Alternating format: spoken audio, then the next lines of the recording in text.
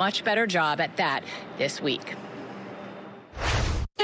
I think Tom Brady has the opportunity now to play even better than he has the last couple of years. Brady wants to go deep downfield. It's intercepted at the 25. Come on, Tom. How can you turn that ball over? They're really coming after Tom Brady. Throws a pass. It's batted down. That's 2 forward passes. Yeah, illegal. Brady was mugged. This is why you went and got Tom Brady. He's got 47 game-winning drives. Brady stands tall. Throws a pass downfield. It is intercepted. Second pick thrown by Brady in the game. That's not going to do it. We believe it has been over a month since Tom Brady's completed a pass, a deep pass, what is termed a deep pass. He's 0 for his last 19 in weeks 8 through 11. 0 for 19. You could see in the first 7 weeks of the season, throwing it over 20 yards. He did fairly well. And again, this is an offense we got to read deep to short. You know, no risk it, no biscuit. Yeah. And there's been a lot of, there have been no biscuits. 0 biscuits in the last month. No if biscuits. you term a biscuit being a pass of over 20 yards. It is hour 2 of NFL Game Day morning presented by Lowe's. We put the home team, Rich Eisen and Steve Mariucci, who is the marionette for Kurt Warner sitting at home. Thank you. And then Michael Irvin at the very end of our set. Michael's one-on-one chat with King Henry is coming up. That was very well done. That was creepy. Yeah, it was creepy. You know what? I'll be honest with you. That's what I'm saying. That was creepy. There's no other word for it. No way. And Kurt, and of all the adjectives one could use to describe Kurt Warner, creepy is very low on the list. But that was accurate. Did you see it? All right, guys, it's time to start talking about Tom Brady again and whether. Oh gosh. And here's the way we're phrasing it. Michael Irvin, are you concerned about Tom Brady, Michael? I'm concerned about what I see transpiring because of the greatness of this GOAT. You know, like when we see, and we talked about it, we saw some of those passes that he threw down the field. These look bad. These look bad. I'm concerned about his health, you know, because we see how Tom gets, when Tom gets hit, he gets hit. There's some things that are going on. You get comfortable, and Tom should be comfortable. Kurt doesn't think, and I know people may not think that there's something going on. I think Bruce Arians has to let him play his game. His game. His game is the short intermediate. We can't force Tom to hold on to these balls and throw those balls down the field like that and look the way Tom looks. I felt bad for Tom in that last game.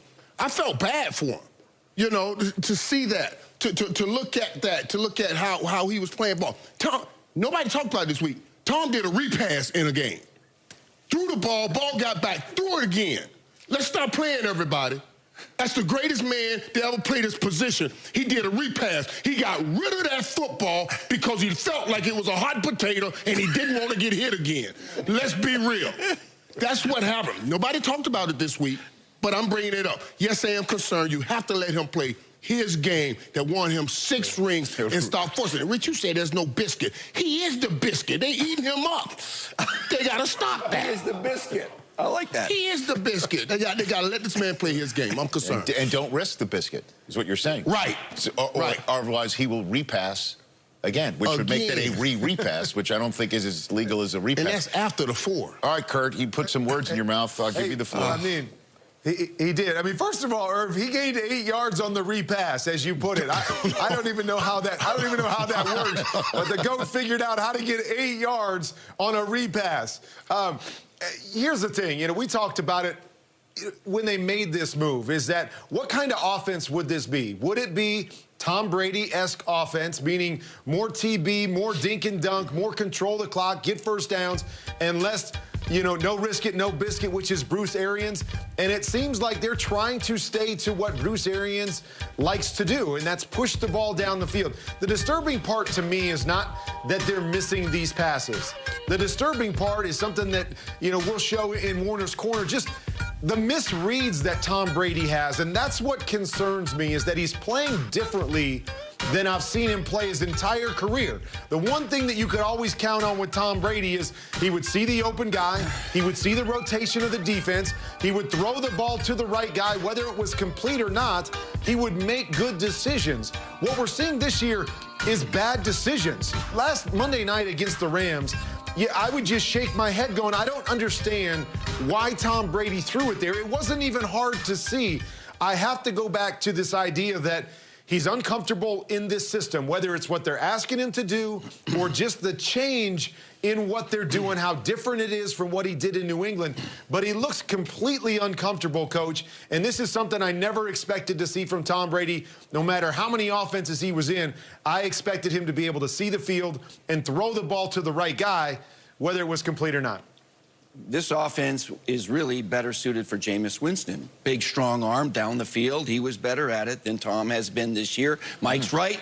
He's better at intermediate and short passes, quick and timing and Getting accuracy the ball and all out of that, his not hands deep. before the Now, D-line here's the gets thing. there. You said Tom Brady's a biscuit. All right? But that means he's getting... Sopping him up. We say the quarterback's best friend is a run game and a defense, right? You know what his worst nightmare is, his enemy? Is pressure, right? It's hits on the quarterback. It's quarterback hits his pressure, and he's getting that. It's a little bit like a couple other teams. You got Philadelphia with a banged-up offensive line, and Carson Wentz's pressure, it affects them. You got Dallas with a banged-up line. Well, you got... But that's my point, Coach. That's my point. I'm agreeing with you. This man knows how to play pre-snap. Let him play pre-snap. Pre-snap and get it out. So the defensive line never hits him. Yeah. That's what he was doing in New England. But when you try to get the biscuits down the field, you got to hold the ball a little bit, and you've got guys like Ali Marpet is out. You got A.Q. Shipley is out. You got Donovan Smith is questionable. That means if he plays, he's limping. You got a rookie at right tackle. So Tom's getting pressure more than he should, and it's hard on him because any quarterback getting pressure like that is going to be inaccurate and throw it off and throw too early and all of those things. He's going through that right now. He repassed, Coach. He repassed. You said throw me off. He repassed. I got a quick question to just wrap this up because this conversation sounds a little familiar to me. Remember when Peyton Manning showed up in Denver and Gary Kubiak wanted him under center and Peyton wanted to be in shotgun, and they found the pistol as sort of the Solomon-like decision to split, if you will, the offensive baby. So, Kurt, is there a possibility that we could find something in the final 6 weeks of the season makes everyone comfortable to win right now and win the Super Bowl just like those Peyton Manning-led Broncos did?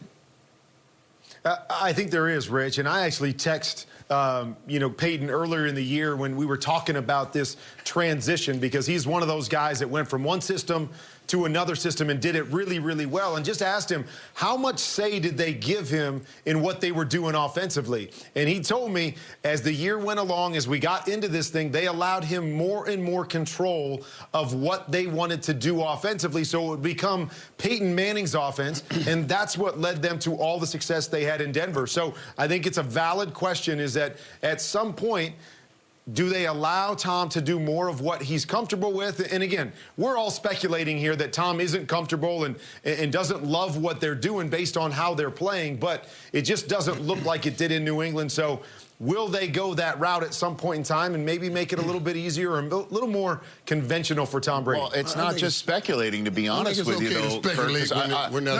I asked Bruce Arians this question on my show just last week, which I'm bringing up now for two reasons. One, he answered it, and two, I have a show every day.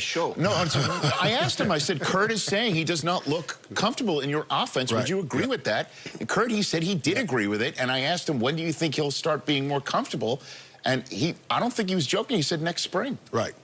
That was his answer. Yeah. Well, and I've always said that, Rich. I mean, we even said that even with the great players, that I always said it takes 12 months to get fully comfortable with the nuances of an offense where you can just react and not think. And so that's always been my mantra, is that it's going to be a struggle the first year. I think we all just expected, well, it's the GOAT. It's the best that's ever played. He's going to make it quicker than everybody else, but as you're alluding to, maybe it's going to be that 12-month process for him as well. All right, and by the way, I had Sean Payton on my show this week.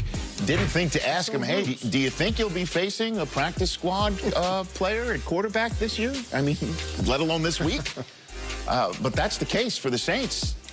Taking on the Denver Broncos, who have had an absolute total 24-hour whirlwind at the quarterback spot. James Palmer with the latest.